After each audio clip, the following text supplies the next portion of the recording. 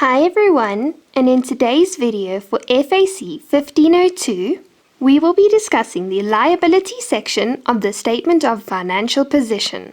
Let's start with the definition of a liability. A liability is an obligation arising from a past event that will lead to the outflow of economic benefits. You get two types of liabilities, a current liability and a non-current liability.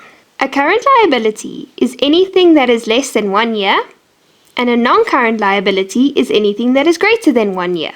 Okay, so what is a non-current liability?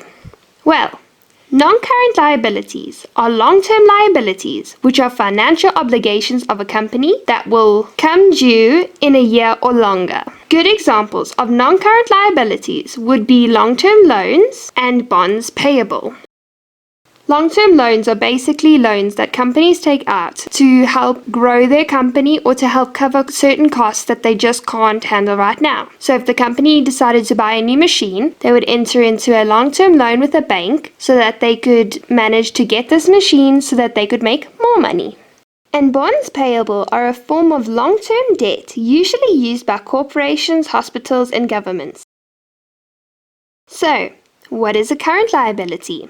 Well, current liabilities are a company's debts or obligations that are due within 1 year or with the normal operating cycle. Current liabilities appear on a company's balance sheet and include short-term debt, accounts payable, and other similar debts. A good way of remembering current liabilities is your creditors. So you as a company, say you are KFC and you buy your chickens from a farmer.